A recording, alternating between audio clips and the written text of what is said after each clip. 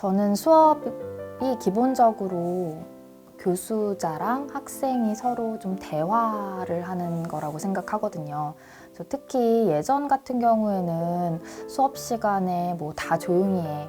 선생님이 얘기할 거야. 뭐 이런 분위기였다면 요즘에는 교수가 어떤 이야기를 하면 학생들이 의견 제시를 하기를 기대하고 있고 좀 상호작용하는 수업들이 많으니까 결국에는 어떤 다른 형태의 대화가 아닌가 수업도 그렇게 생각을 해서 좋은 수업은 좋은 대화랑 똑같다고 생각해서요.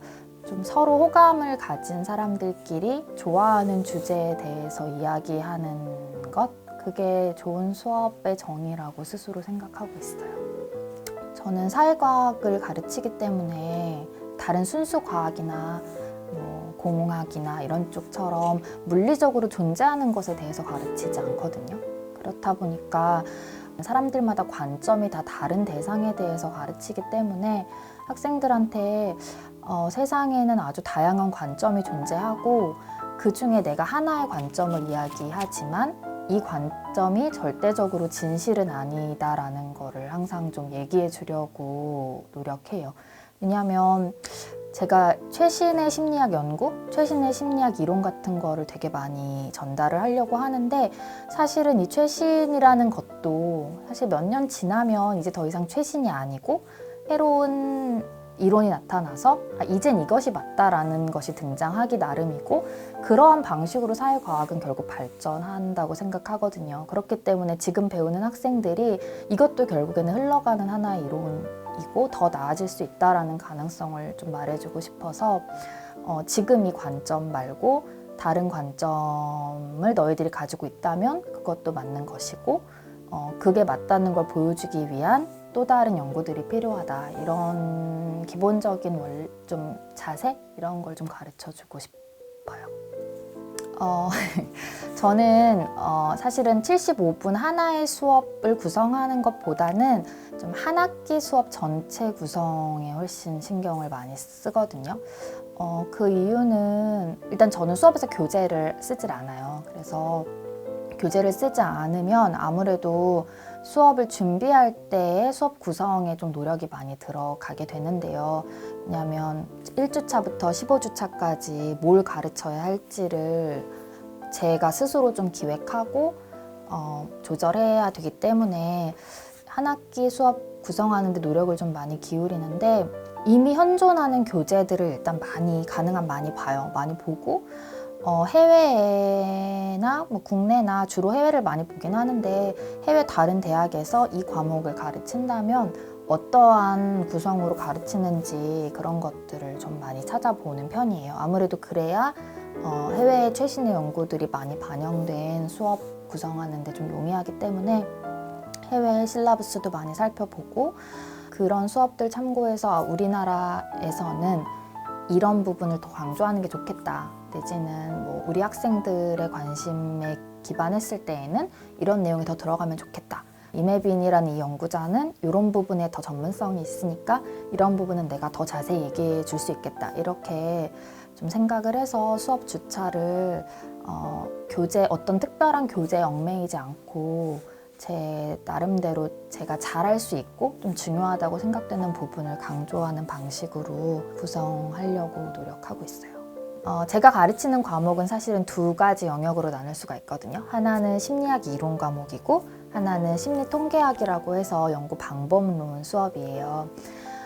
심리학 이론 과목은 사실은 학습 동기를 불러일으키는 일이 그렇게 어렵지는 않아요. 왜냐하면 사실 심리학은 뭐 많은 사람들이 그렇게 상식적으로 믿고 있는 것처럼 굉장히 흥미 있는 부분이 많거든요. 근데 반면 연구 방법론 같은 경우에는 좀 어려움이 있어요. 왜냐하면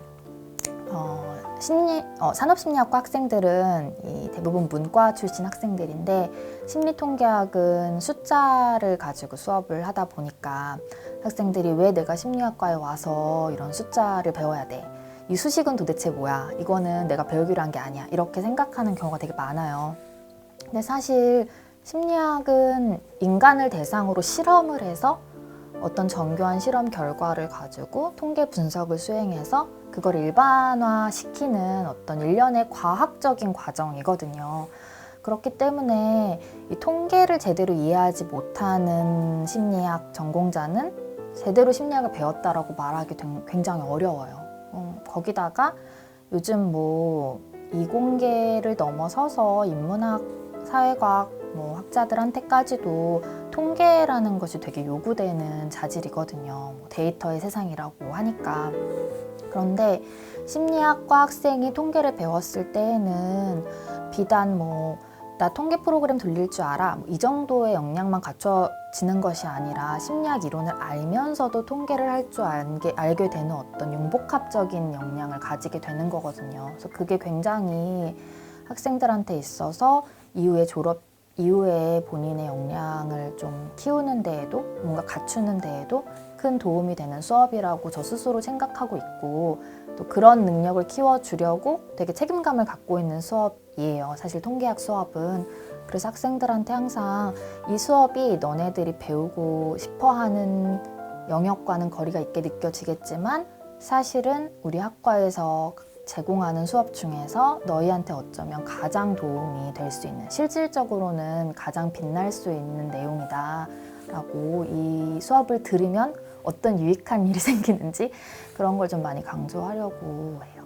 저는 수업 개선을 위해서 일종의 제가 쌓아놓은 자료를 많이 활용하는데요.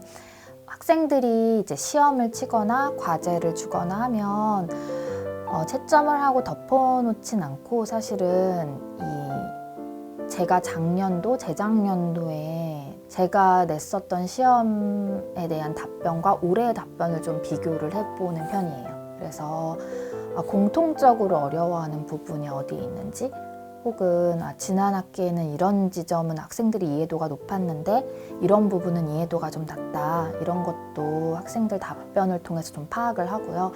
그래서 내가 수업을 할 때 이 부분은 앞으로는 좀 더 분량을 더 할애하는 게 좋겠다, 아니면 이 부분은 다음 학기에는 좀 분량을 줄여도 되겠다, 이런 부분을 아무래도 학생들한테 직접적인 피드백을 듣기보다는 학생들의 시험 성적, 과제 수행 능력, 이런 것들을 보고 좀 파악하려고 하고 있어요.